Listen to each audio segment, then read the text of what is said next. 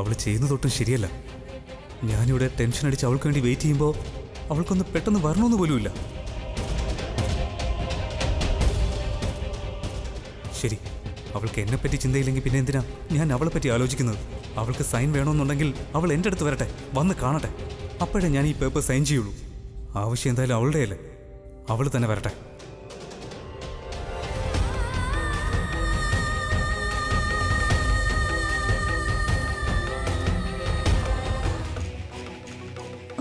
Range ഇല്ലാന്ന് തോന്നുന്നു.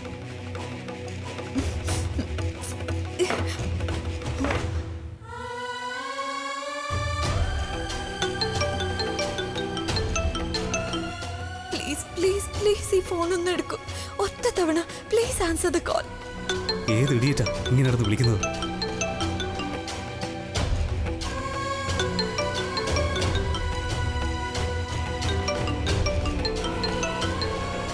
ഒരാൾ ഒരു തവണ ഫോൺ എടുത്തില്ലെങ്കിൽ അതിന്റെ അർത്ഥം അയാൾ ബിസി ആയിരിക്കുന്ന. ഇനി നിങ്ങൾ എന്തെങ്കിലും ഓഫേഴ്സ് പറയാനാണ് വിളിച്ചെങ്കിൽ എനിക്കിപ്പോ ഒരു ഓഫറിന്റെ ആവശ്യമില്ല. ഞാൻ ഒന്നത് ടെൻഷൻ അടിച്ചിരിക്കുക. എന്നെ വെറുതെ ഡിസ്റ്റർബ് ചെയ്യരുത്. ഞാൻ എങ്ങനെ പ്രതികരിക്കുന്നു എനിക്ക് തന്നെ അറിയില്ല.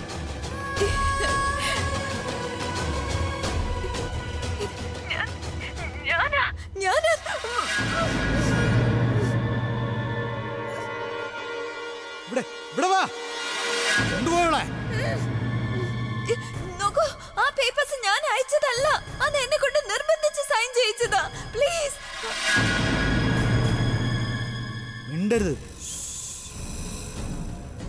ഭർത്താവിനെ വിളിച്ചാണോ അല്ലേ? നിന്റെ കൊച്ചിനെ ഞാൻ ബാത്റൂമിൽ കൊണ്ടുപോയപ്പോ നീ കള്ളത്തര കാണിച്ചല്ലേ?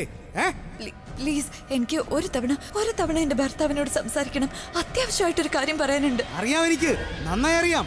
ഇവിടുത്തെ അഡ്രസ് പോലീസിന് കൊടുത്തിട്ട് അവര് വന്ന് നമ്മളെ പിടിക്കാനല്ലേ? ഇല്ല, ഞാൻ ഓടിപ്പോവില്ല. ഞാൻ രക്ഷപ്പെടാനും ശ്രമിക്കില്ല. ഒരു തവണ എന്റെ ഭർത്താവിനോട് സംസാരിക്കാൻ എന്നെ അനുവദിച്ചാൽ മതി. പ്ലീസ്, ഞാൻ വേറെ ഒന്നും ചെയ്യില്ല. എനിക്ക് അദ്ദേഹത്തോട് അത്യാവശ്യമായിട്ടൊരു കാര്യം പറയാനുണ്ട്. അതൊന്ന് അനുവദിച്ചാൽ മാത്രം മതി. എനിക്ക് എന്റെ ഭർത്താവിനോട് ഒന്ന് സംസാരിക്കണം. Please please. നിങ്ങൾ എന്താ നോക്കിക്കൊണ്ടിരിക്കുന്നത്? കുട്ടിയെ കൊണ്ട് കെട്ടിയിട്. ഇവളെ ഞാൻ നോക്കിക്കോളാം. കുട്ടിയെ കൊണ്ടുപോടാ. പ്ലീസ്, ഞാനൊന്ന് പറഞ്ഞോട്ടെ. എനിക്കൊന്ന് ഇനി നീ എന്ത് ചെയ്യണമെന്ന് അത് ഞങ്ങൾ പറയും. മനസ്സിലായോ? പിന്നെ നിങ്ങൾ സൂക്ഷിച്ചോ. ഇവള് ഭർത്താവിനെ ഫോൺ ചെയ്തിരിക്കുകയാണ്. ഈ കാര്യം സാർ അറിഞ്ഞ എല്ലാവർക്കും നന്നായിട്ട് കിട്ടും. ഇനി ആ ഫോൺ വിളിച്ചത് പ്രിയ ആയിരിക്കും. ഇനി എന്നോട് സംസാരിക്കാൻ വേണ്ടി വിളിച്ചതായിരിക്കും. ഞാനൊന്നും സംസാരിക്കാതെ ഫോൺ കട്ട് ചെയ്യുകയും ചെയ്തു. പക്ഷെ അങ്ങനെയാണെങ്കിൽ അവൾ അവളുടെ നമ്പറിൽ നിന്ന് വിളിക്കാത്തത് എന്താ? ചിലപ്പോൾ അവളുടെ ഫോണിൽ ചാർജ് ഇല്ലായിരിക്കും. ഞാനും അവളെ വിളിച്ചപ്പോൾ അവളുടെ ഫോൺ കിട്ടുന്നുണ്ടായിരുന്നില്ല. എന്തായാലും ഒന്ന് തിരിച്ചു വിളിക്കാം. ചിലപ്പോൾ അത് പ്രിയ ആണെങ്കിലോ.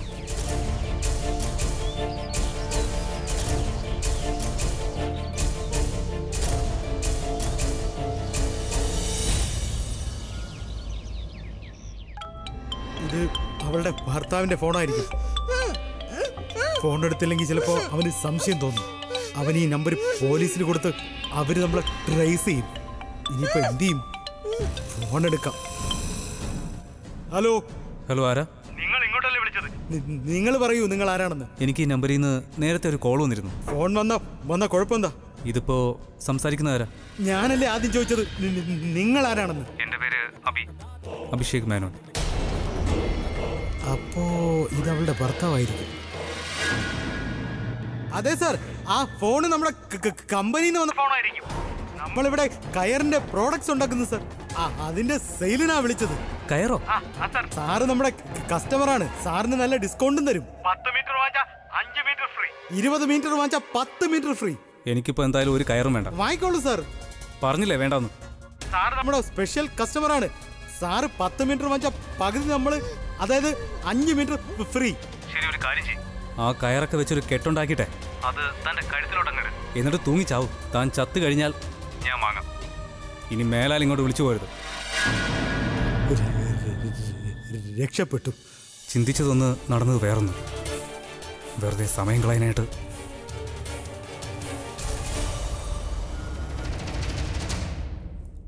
കണ്ട പാവൊന്നു തോന്നും, പക്ഷെ നീ എത്ര പാവൊന്നുമല്ല. നീ സൂക്ഷിച്ചോ.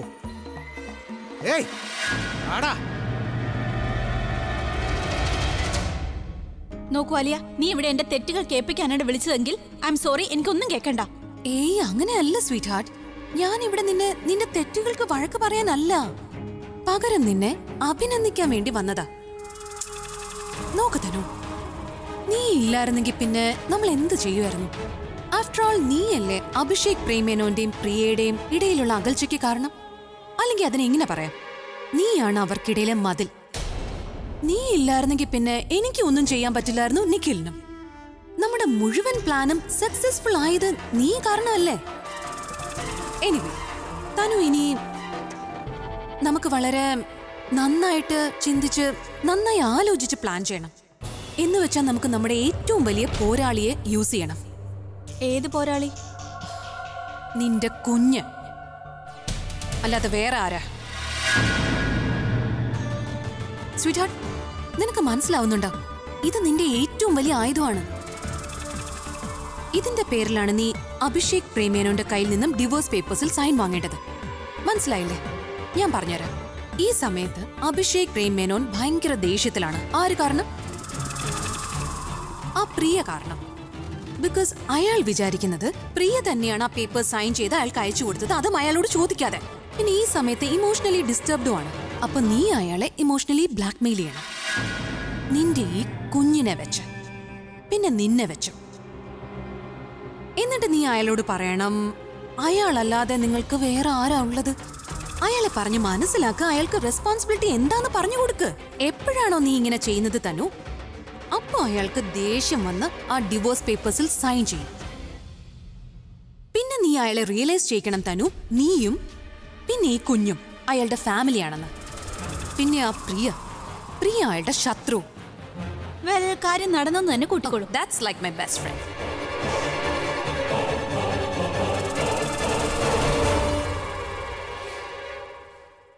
എനിക്ക് ആദ്യമേ അറിയാമായിരുന്നു ചേച്ചിയുടെ ജീവൻ അപകടത്തിലാണെന്ന്. പിന്നെ ഈ ഡിവോഴ്സ് പേപ്പേഴ്സ് കണ്ടപ്പോൾ ശരിക്കും ഉറപ്പായി ആരോ ചേച്ചിയെ വല്ലാണ്ട് ബ്ലാക്ക്മെയിൽ ചെയ്യാണെന്ന്. അല്ലെങ്കിൽ അച്ഛമ്മ, ചേച്ചി സ്വയം എന്തിനാ അതിൽ സൈൻ ചെയ്യുന്നത്? ഒരു സ്ത്രീ സ്വന്തം ഭർത്താവിന് വേണ്ടി പോരാടി തളർന്നെങ്കിൽ പിന്നെ എങ്ങനെയാ അവരെ ഒറ്റയടിക്ക് തന്നെ ഡിവോഴ്സ് പേപ്പേഴ്സ് അയക്കുന്നത്? നീ പറയുന്നത് ശരിയാ. പ്രിയ ഉറപ്പായും എന്തോ ആപത്തിലാ. അച്ഛമ്മ, ഞാൻ ആ നിഖിലിനോട് സംസാരിക്കാൻ ശ്രമിച്ചു. പിന്നെ പ്രിയേച്ചി എവിടെയാണെന്ന് പറയിക്കാനും ശ്രമിച്ചു നോക്കി. പക്ഷെ അവൻ പറഞ്ഞത് എന്താന്ന് വെച്ചാൽ അവനൊന്നും അറിയില്ലാന്ന്. മനസ്സിലാവുന്നില്ല. ആരോടെ ഒന്ന് ചോദിക്കുക. പ്രിയേച്ചി ഇപ്പൊ എവിടെയാവും, എങ്ങനെയാന്നൊക്കെ. ഒരു മിനിറ്റ് മോനെ, ഒരാളുണ്ട്, അയാൾക്ക് പറയാൻ പറ്റും. ആരാ അച്ഛമ്മ അത്? ഞാൻ ആദ്യം അവരോട് സംസാരിക്കട്ടെ. ഞാൻ അറിഞ്ഞു കഴിഞ്ഞാൽ നിന്നോട് ആ കാര്യം പറയാം. ചേട്ടാ, ഇതെന്താ എനിക്ക് ആദ്യം ഓർമ്മ വരാത്തത്? ഞാൻ ആദ്യമേ അവരോട് ചോദിക്കേണ്ടതായിരുന്നു. ഞാൻ പോയിട്ട് വരാം. ശരി അച്ഛമ്മ. അച്ഛമ്മ തിരികെ വരുന്നവരെ ഞാൻ ആ തനുവിനെ ശ്രദ്ധിക്കാം. ചിലപ്പോൾ അവളിൽ നിന്ന് എന്തെങ്കിലും ക്ലൂ കിട്ടിയാലോ, ചേച്ചിയെക്കുറിച്ച് എന്തെങ്കിലും അറിയാനും കഴിഞ്ഞേക്കാം.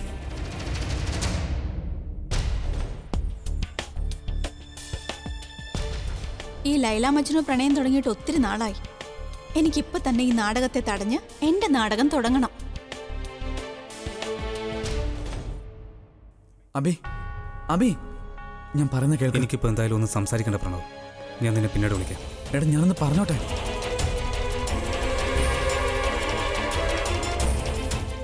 ഈ തനു എന്തിനാ അബിയെ കണ്ട് ഓടിയത്?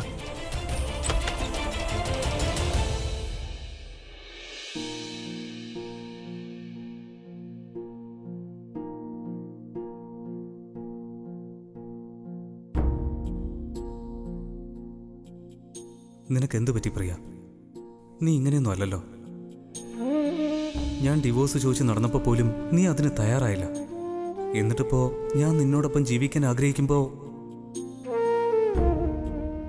നീ എന്നോട് പറഞ്ഞത് എപ്പോഴും എൻ്റെ കൂടെ ഉണ്ടാവുന്നല്ലേ. ഒരിക്കലും എന്നെ ഒറ്റയ്ക്കാക്കി നീ എന്നെ വിട്ട് പോവില്ലെന്ന്. ഇതൊക്കെ ഇത്ര പെട്ടെന്ന് മറന്നുപോയല്ലേ?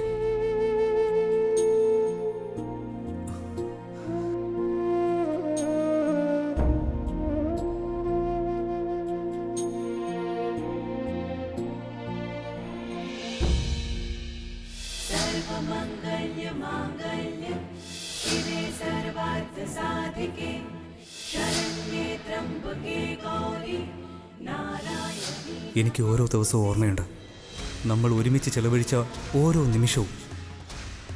നിനക്കത് ഓർമ്മയില്ല അല്ലേ? എങ്ങനെ ഉണ്ടാവാനാ? ഉണ്ടായിരുന്നെങ്കിൽ ഇങ്ങനെയൊക്കെ ചെയ്യുമായിരുന്നു.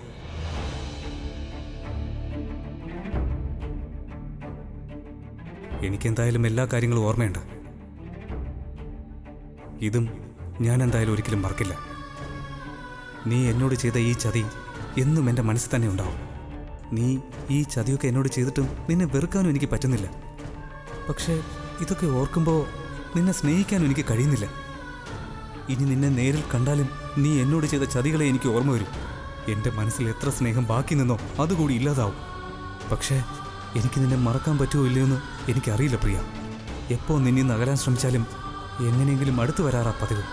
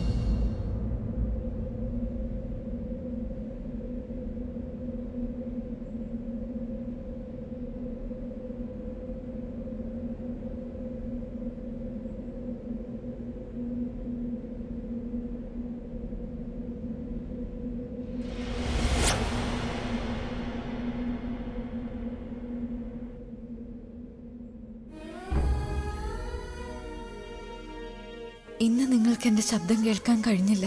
ചിലപ്പോ എന്റെ മനസ്സിന്റെ ശബ്ദം അവിടെ വരെ ഒന്ന് എത്തിയാൽ മതിയായിരുന്നു. അത് നിങ്ങളോട് ഞാൻ നിങ്ങളെ എന്തുമാത്രം മിസ് ചെയ്യാണെന്ന് പറഞ്ഞിരുന്നെങ്കിൽ. നീ ഇവിടെ ഇല്ലെങ്കിലും ഇവിടെ എവിടെ ഉള്ളതായിട്ടാ തോന്നുന്നേ. ഈ കാറ്റ്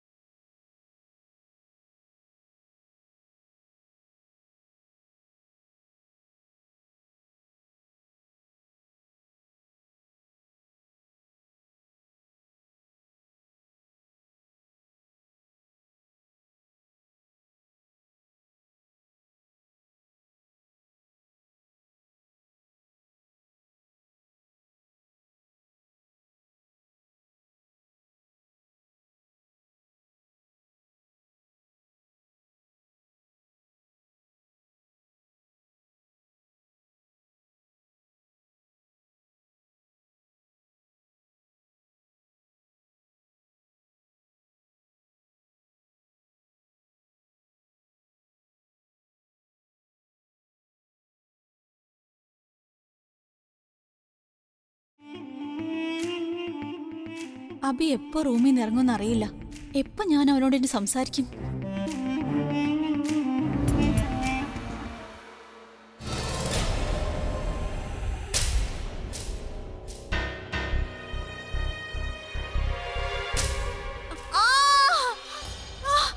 ഇത് തനുവിന്റെ ശബ്ദമാണല്ലോ.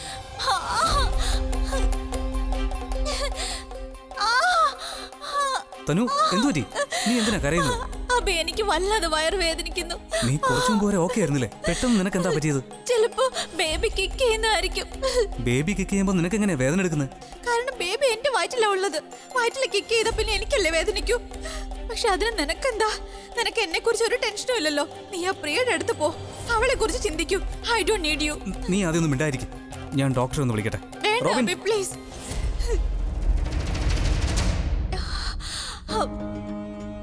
ഡോക്ടറെ വിളിക്കണ്ട. അതുമല്ല, പെട്ടെന്ന് എന്താ നിനക്ക് എന്നെ കുറിച്ച് ഇത്ര ടെൻഷൻ? എന്തിനാ ഈ കുഞ്ഞിനെ ഭൂമിയിൽ കൊണ്ടുവരുന്നത്? നിനക്ക് ഈ കുഞ്ഞിന് ഒരാവശ്യമില്ലെങ്കിൽ പിന്നെ. അതുമല്ല, ഈ ലോകം കുഞ്ഞിനെ അച്ഛനില്ലാത്തവൻ നല്ല വിളിക്കൂ. പിന്നെ ഞാൻ ഇവിടെ ഉണ്ടായിട്ട് എന്താ കാര്യം? ഞാനും ഇതിനെ ഏതെങ്കിലും അനാഥാലയത്തിൽ പോയി പ്രസവിക്കാം. അവിടെ അതിന്റെ ഫ്യൂച്ചർ എങ്കിലും സക്സസ് ആയിരിക്കുമല്ലോ. നീ ഒന്നും മിണ്ടായിരിക്കുന്നുണ്ടോ? തോന്നിവാസം പറയാതെ. നിനക്ക് എന്തും ചെയ്യാം, പക്ഷെ എനിക്കൊന്നും പറയാൻ പറ്റില്ലേ? അബി അബി അബി നോക്ക്, നീ നിന്നെ തന്നെ. നീ നിന്റെ ചിന്തകളും നിന്റെ ലൈഫും എല്ലാം ആ പ്രിയയ്ക്ക് നൽകി. അവളില്ലാത്ത നിനക്കൊന്നും കാണാനും കഴിയില്ല. ഒന്നും നീ ചിന്തിക്കയില്ല. അബി അവൾ എപ്പോ വേണമെങ്കിലും നിന്റെ ലൈഫിൽ വരും, എപ്പോ വേണമെങ്കിലും നിന്റെ ലൈഫിൽ നിന്ന് പോവുകയും ചെയ്യും. നീ ആണെങ്കിൽ അവളുടെ പുറകെ കറങ്ങി നടക്കുക. അവൾ നിനക്ക് ഡിവോഴ്സ് പേപ്പേഴ്സ് അയച്ചിരിക്കുന്നു. അബി നിനക്ക് അവളുടെ സത്യാവസ്ഥ എന്നാ കാണാൻ കഴിയുക? അബി അവള് എന്നെ, നിന്റെ ഫാമിലിയെ, നമ്മുടെ കുഞ്ഞിനെ എല്ലാവരെയും ഒരുപാട് വേദനിപ്പിച്ചു. അവൾ എന്നെ ക്യാരക്ടർലെസ് എന്ന് വിളിച്ചു. അബി അവള് നിന്നെ ഉപേക്ഷിച്ച് പോയിരിക്കുന്നു. നീ ഇനി ആരെയാ പ്രതീക്ഷിച്ചിരിക്കുന്നത്? നീ അവൾ എന്തിനാ അങ്ങനെ ചെയ്തെന്ന് ചോദിക്കാൻ പോയതല്ലേ? എന്നിട്ട് മറുപടി വല്ലതും കിട്ടിയോ? ഐ നോ അവളെ ഒരുപാട് മിസ് ചെയ്യുന്നുണ്ട് നീ. ബട്ട് ഐ എം ഷുവർ അവൾക്ക് നിന്റെ മുഖം പോലും കാണാൻ ആഗ്രഹം ഉണ്ടാവില്ല. അവൾ നിന്റെ മുന്നിൽ പോലും വന്നിട്ടുണ്ടാവില്ല. അവൾ നിനക്കൊരു ചാൻസ് പോലും തന്നിരിക്കില്ല നിന്റെ ഫീലിങ്സ് അവളോട് പറഞ്ഞ് അവളെ കൂട്ടിക്കൊണ്ട് വരാനായിട്ട്. അബി അവൾ നിന്നെ, നിന്റെ വിവാഹത്തെയോ റെസ്പെക്ട് ചെയ്തിട്ടില്ല. നിന്റെ സ്നേഹത്തെയും ആവശ്യങ്ങൾ മാത്രമേ പൂർത്തീകരിച്ചുള്ളൂ. അവളുടെ ആവശ്യങ്ങൾ കഴിഞ്ഞു, ബന്ധങ്ങൾ അവസാനിച്ചു. പക്ഷെ എന്താണെന്നറിയില്ല, നിന്റെ മനസ്സിൽ അവളോടുള്ള പ്രണയം അവസാനിച്ചിട്ടില്ല. നീ ഇപ്പോഴും ചിന്തിക്കുന്നത് എന്റെ പ്രിയ ഇങ്ങനെ ചെയ്യില്ല എന്നാണ്. നിനക്ക് അങ്ങനെയല്ലേ തോന്നിയത്? അവളുടെ അച്ഛമ്മ ഇങ്ങനെ ഡിവോഴ്സ് പേപ്പറുമായിട്ട് വെറുതെ ഇങ്ങോട്ട് വരും നിനക്ക് തോന്നുന്നുണ്ടോ? ഈ സിഗ്നേച്ചർ ശരിയല്ല എന്ന് മറ്റാരെങ്കിലും ഇട്ടതാണെന്ന് നിനക്ക് തോന്നുന്നുണ്ടായിരിക്കും. കാരണം നിന്റെ പ്രിയ അങ്ങനെ ചെയ്യേയില്ലല്ലോ അല്ലേ? അബി ഐനോ നിനക്ക് അവിടെ പോയപ്പോ അതിനുള്ള ഉത്തരം കിട്ടിയിട്ടുണ്ടാവില്ല. പക്ഷെ അവിടെ പോയപ്പോ നിനക്ക് മനസ്സിലായില്ലേ ഈ സിഗ്നേച്ചർ പ്രിയ തന്നെയാ ചെയ്തെന്ന്? അബി അവൾ നിന്റെ ലൈഫിൽ വന്നത് നിന്നെ നശിപ്പിക്കാൻ വേണ്ടി മാത്രമാ. പക്ഷെ അതിന്റെ അർത്ഥം ഇതല്ലല്ലോ അബി. നീ ശരിക്കും നശിച്ചു പോണോന്നല്ല. പ്ലീസ് അബി, അവള് കാരണം ഞാൻ നിന്റെ ഫാമിലി ഒരുപാട് വേദന സഹിച്ചു. ഇനി ഈ ബുദ്ധിമുട്ടുകൾ നിന്റെ കുഞ്ഞിന് നൽകരുത്. നിന്റേത് പോലും അല്ലാത്ത ഒരാൾക്ക് വേണ്ടി നിന്റെ പ്രിയപ്പെട്ടവരെ വേദനിപ്പിക്കല്ലേ അബി?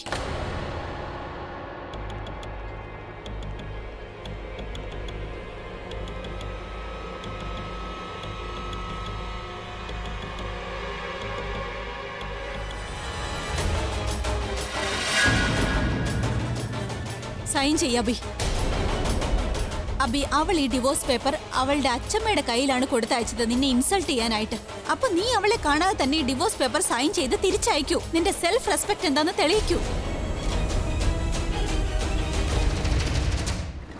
നിങ്ങളല്ലേ പറഞ്ഞത് പ്രിയ ഇവിടെ വീട്ടിലുണ്ടെന്ന്? എവിടെയാണ്? അവളെ ഒന്ന് വിളിക്കൂ. ഞാൻ പറഞ്ഞില്ലേ അവള് പുറത്തു പോയിരിക്ക, മാർക്കറ്റിൽ പോയിരിക്ക. ആണോ? മാർക്കറ്റിൽ പോയോ? സർല എവിടെ? സർലയെ ഒന്ന് വിളിക്ക്. ആ സർല ഇവിടെ തന്നെ ഉണ്ട്. അവൾ വിശ്രമിക്കുകയാണ്. അതുമല്ല സർലക്ക് ഇപ്പൊ ആരെയും കാണാൻ ഇഷ്ടമില്ല. അതെന്താ? സ്വന്തം മകൾ ഇത്രയും വലിയ തീരുമാനമെടുത്തപ്പോ അവളോട് കാര്യങ്ങളെല്ലാം ചോദിച്ചു മനസ്സിലാക്കിയിട്ടുണ്ടാവുമല്ലോ. പിന്നെന്താ അവരെന്നോട് സംസാരിക്കാത്തത്?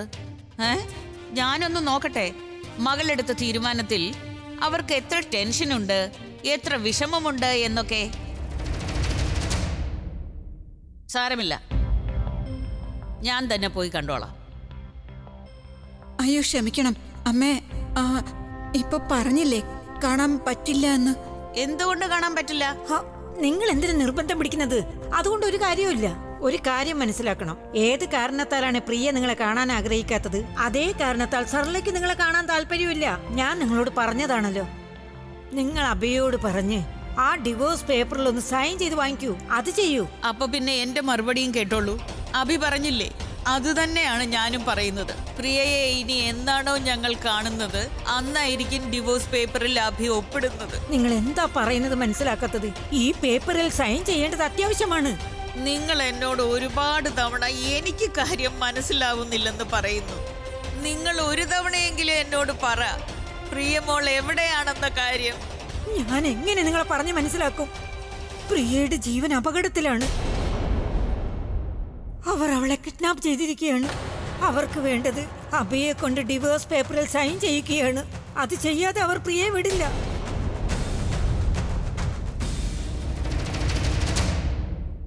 നിങ്ങൾ എന്താ പറയുന്നത്? പ്രിയയുടെ ജീവൻ അപകടത്തിലാണെന്നോ? അത് പിന്നെ ആരാണ് നിങ്ങളോട് ഇത് പറഞ്ഞത്? നിങ്ങൾക്ക് ഓർമ്മയുണ്ടോ, നിങ്ങൾ പ്രിയ എന്ന് കാണാൻ വന്ന ദിവസം നിങ്ങൾ പോയ ശേഷം സർലയ്ക്ക് എന്തോ സംശയം തോന്നി. അവൾ അവിടെ പോയി. അവൾ അവിടെ നിഖിലിനെ കണ്ടു. അവിടെ വെച്ച് ആ പേപ്പർ നിഖിൽ സർലയുടെ കയ്യിൽ കൊടുത്തു. അതിൽ അബിയുടെ സൈൻ വാങ്ങണമെന്ന് പറഞ്ഞു. അബിയുടെ സൈൻ വാങ്ങിയില്ലെങ്കിൽ പ്രിയയുടെ ജീവൻ അപകടത്തിലാകുമെന്നും പറഞ്ഞു.